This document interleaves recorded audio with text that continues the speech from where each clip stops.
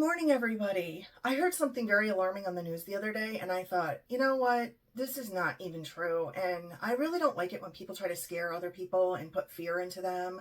It's unnecessary, and quite frankly, it blows my mind that this goes on as much as it does with the fear mongering and the alarmists, things like that. And this is not political content. I just want to say that. This is based on my own opinion, my own research, things I heard that I just want to debunk. Because, when I think about hearing things like that, I think of grandmothers out there, grandfathers. I think of my elders, and I think of people sitting on the couch one day, drinking their coffee, sipping their tea, just enjoying their life. And then all of a sudden somebody comes on, whether it's social media, YouTube, the news, what have you, and they say, well, nobody's going to be able to eat food by August. There's just going to be no food. And that bothers me. Because you can imagine the fear that would put in a person. People enjoying their life on their couch, sipping their coffee and tea, they don't need to hear that, especially when it's unfounded. Now, if there was an earthquake and the shelves are bare, that's different. There's a drought and the crops aren't growing. That's different. But when somebody puts it out there that nobody's going to have food by August, without any factual basis, without proof, without a reason as to why, they just want to fearmonger everybody. I don't like that. So we're going to go over some things. I have lived long enough to see several recessions. There was one in the early 90s where banks failed. Then, sometime in the early 2000s, there was a housing crisis and another bank disaster. A lot of foreclosed homes during that time. We no longer have a mall here. A lot of our strip malls are empty. That is recent this year. Our strip malls were booming up until 2026. We have more restaurants coming into town. We also now have like 6 car washes on the same street. It's really ludicrous. I can't even believe it. And these car washes are massive. The one that they just completed cost $1 million. And I'm sitting here saying, really now? They make that much? They make $1 million? That's mind-blowing to me. When I want to wash my car, I take it in my driveway and hook up the garden hose and spray it and wash it. And I know people use a car wash. There's nothing wrong with that. They got those nice sucky vacuums. And they got the nice overhead sprayers that you can wash your car. It's convenient, especially if you have a truck. Because with a truck, it's hard to reach the top there. However, if people are building $1 million car washes, I don't really see signs of impending doom. Because wouldn't a car wash fee be something you cut out if you were hurting, or if you were trying to budget tighter, or if you were trying to avoid foreclosure? Wouldn't a car wash fee just be avoided altogether? But yet, 6 new car washes in town on the same street. In addition, we have a brand new gas station and convenience store. Do you know how many convenience stores we have in town? I can't even count them. That's how many. There are everywhere. You can't even drive a block. There's a convenience store. Now, they are convenient. That is for sure. But did we really need more gas stations? We have a lot of those too. So that's what I'm saying. You see a paint store in town close. It's been there 50 years. But yet, a car wash is popping up every corner. A gas station and convenience store is popping up every corner. And we have these massive restaurants coming in. They're like breweries. We've had 2 in the past year come in. So, again, people are eating out. They're not cheap. One of my friends, he was a drinker. Okay, so he went to this local pub for years and years. And I said to him, hey, have you tried out the new brewery? Because I don't drink. And he said, oh, that's way too expensive for my taste. That's for young folk. I said, what do you mean it's for young folk? He said, I am old. I'm not going to spend, $10, $12 on a drink. So I go to the old pub and spend a couple bucks. He goes, these young kids today, they don't come into the old pubs. They go to the breweries and they spend some serious money. I'm like, oh, interesting. Okay, because I don't know. So if that's the case, and of course, from what I understand anyway. I don't own one, but it's my understanding that people that buy breweries or own breweries, they do their research first for the most part. They're not going to just move into a town and open up shop after spending a lot of money building a building, building their brewery system. They're going to do some research and find out, hey, what's happening in this town? What's going on? Are we going to make it? Are we going to make money? Therefore, they must know that they're going to make money. So if people have $10 or $12 to spend on a drink, and they're not just buying one, then that's a sign to me that most likely it's going to be okay. So the TJ Maxx here is so busy every day. I refuse to shop there. I don't mind poking around TJ Maxx, but I refuse to shop in there unless I go late at night, because then the crowd is kind of dissipated. They just had to renovate and expand the entire parking lot because there wasn't enough parking. Customers were starting to complain. This parking lot is ginormous, by the way. I don't even know if that's a word, but I like that word, ginormous. So I'm going with it. But the parking lot is huge. It's expansive. They just knocked a few old, dilapidated buildings down, and they repaved the entire parking area. Now, do you know how much that costs? To repave an entire parking lot? That is a lot of money. The Domino's here exploded. We had one town away, there was a Domino's, and then there were 2 Domino's right here in town, about a mile away from my house. And even though, so that's 3 Domino's within a mile radius. The other day, I drove by, a Domino's opened near where I used to work a couple years ago, right before I left corporate America. And they had 2 delivery cars out front with their sign on top of the cars. I just drove by there, and they had literally a fleet of cars now. There were like 6 delivery cars out front. And I thought, wow, took some notes here so I wouldn't forget anything. So farmers are still farming. That's one thing. If they weren't, I would be ultra cautious. However, people are also gardening right now in the summer, even in climates where they can't garden all year, where they have colder climates. So now that it's summer, more people are doing their own gardens. So there's that. So if that's all true, then what would cause massive food shortages by August?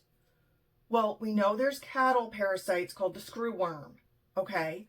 But from what I'm hearing on the news, scientists are saying that the screwworm doesn't affect humans if you eat the meat. It sounds disgusting though, right? Like, who wants to eat meat with a screwworm in it? But what they're saying is it won't affect human consumption.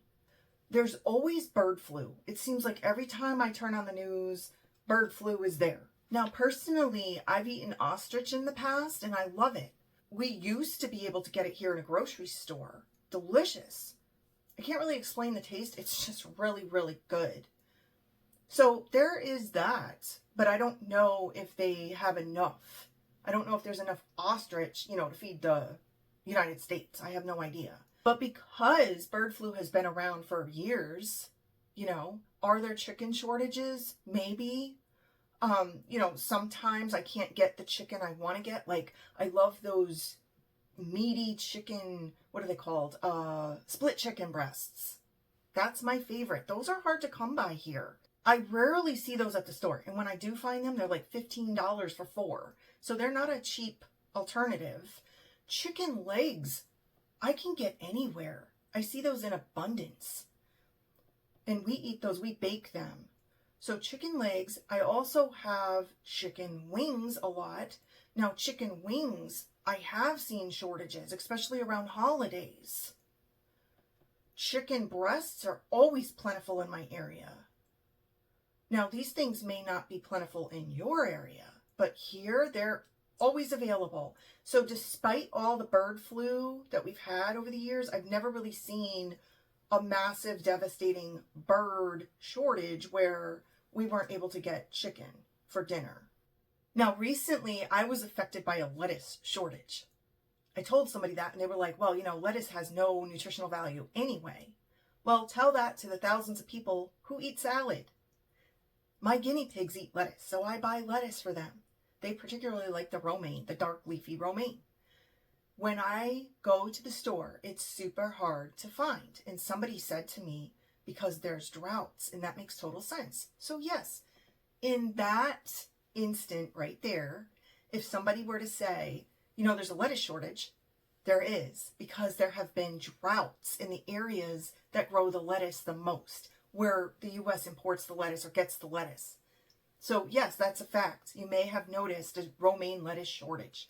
And the other thing I've seen with that is that the romaine that comes in a bag, like a 3-pack, not even the organic, just the regular, it's skyrocketed in price. It's $5 a bag. Just last year, it seems to me, I was getting it for 2 for $5 for the bags. So we started growing our own lettuce. What's more alarming to me than drought, bird flu, screwworm, that may be the reason people are talking about food shortages by August or no food by August. Farmers are quitting. If you've opened up YouTube, social media in a while, you would see there are plentiful announcements everywhere. Farmers are quitting. One of the reasons is because it costs a lot to run a farm, I guess. Maybe they just don't want to do it anymore. I don't know. My grandfather had a family farm. We didn't sell anything. He was a family farmer. It was just for our family. They had a big family. So, I grew up eating fresh everything. But it's generational. Nobody took the family farm over, And I've seen it around here where there's a lot of farming communities, because I live in a rural area here. And the farming communities have kind of shuttered. Not because they didn't want to farm anymore, because they got older. And nobody took over the farms. So their land has been sold to developers or people that just want to do homesteading. That's become very popular. So people take the land over, but they don't become a commercial farmer. They just farm it for themselves. And then the builders, we have a brand new hospital here because of it. We have 3 or 4 apartment houses because of it. So the land developers are cashing in on buying up these farmlands, when once they were plentiful around here. The smell of fresh manure lingered in the air all the time. And what's even more concerning than that are the data center takeovers. So data centers are building these massive buildings on farmland. That to me is concerning. So if somebody were to say, we're having a food shortage because of the data centers, that one I can see. That one I believe. Because these data centers are coming in, and if you've seen any of the reports or the news about them, they're like polluting the water. They're causing noise pollution. It's very difficult to live near one. People are distraught about it. If data centers are taking over massive amounts of land for these AI electrical projects or whatever it is they're doing, that I can see why somebody would think that would cause a food shortage. What about affordability, though? Can we afford food come August? I have personally noticed because, and I'll tell you why I noticed this. I use the Walmart app. And I am a creature of habit. So I buy the same things every week. I put them in my cart, and I either go pick them up, or they bring them here, or I get them shipped for free, depending on what it is. And let me tell you, every single week, the prices go up a little bit. It's noticeable. So yes, things go up in price. I don't think it's anything new. I think things always have gone up in price, but I'm noticing it because of the way I order my groceries now. Where before, when I shopped in a store, you see, I would go in, pick up my groceries. I never really counted how much money I needed. I would just buy what I needed. So I never noticed the price increases. So I don't know how often they, put up the prices. But this year, because that's the way I'm doing my ordering, I definitely noticed the price increases. What does it look like at the government level? This is what I've noticed from just a consumer perspective about the way things are shaping up with the food. There are a lot of artificial and unnecessary ingredients in food. But then we have all the dyes, the food color dyes, okay? Now, I know there's a bunch of talk about taking it out of the food and whatever and blah, blah, blah. Okay, but what people don't realize is everyday things have food preservatives. Let me give you one example. I like sauerkraut. There's a brand I was buying called Eden's. It is delicious. It comes in a glass jar at my grocery store and it's like $5 or $6 a jar. You only get this big of a jar. It doesn't really last much, but I only eat like 2 tablespoons at a time. However, I scoured the internet. Now, they say you can buy the sauerkraut in a bag fresh at a grocery store by some other brand with no preservatives in it. And that's the best one because it has the probiotics. The Eden's doesn't. However, my grocery stores don't carry it. I can't find it anywhere around here. I scoured the internet. Where can I buy preservative-free sauerkraut where I don't have to spend $5, $6 for a little jar? And Walmart sells it. The key word I was missing in my search was German. German sauerkraut. I got a can of it at Walmart for $1. A whole can of sauerkraut for $1. No preservatives. It's cabbage, water, salt. The other government clue that there could be a food shortage someday, maybe not in August, but in some time in the future. They're growing food in labs. And this has been going on for a while. We all know that. Your lab-grown produce or whatever, you know. This has been going on for a long time because they have to feed a lot of people. Have you ever seen Fast Food Nation? Don't watch it if you haven't. Oh, that's a hard movie to watch, but it's based on how they grow the beef and everything for McDonald's and the farmers that farm. It's a hard movie to get through, okay? So I don't recommend watching it if you haven't seen it, but they talk about that in there. They talk about a lot of these issues in there, and that movie was made years and years ago. But they've always said eat a lot of fruits and vegetables. Fruits and vegetables are full of pesticides, insecticides. Back in 2020-21, around here, people were moving here at an alarming rate. This is a small town. People were coming from inner cities, moving in here because they were working from home. And they bought up everything in sight. After people moved back to the city, when the companies and buildings that they once worked in reopened, they moved back. They kept ownership of the properties they bought up around here, and they turned them into Airbnbs. But at the time, there was no town ordinances or any way to govern that. So the towns around here stopped it. People here can't do it anymore because it was ruined for everybody. But the problem was the buildings that were turned into Airbnbs became party central hubs.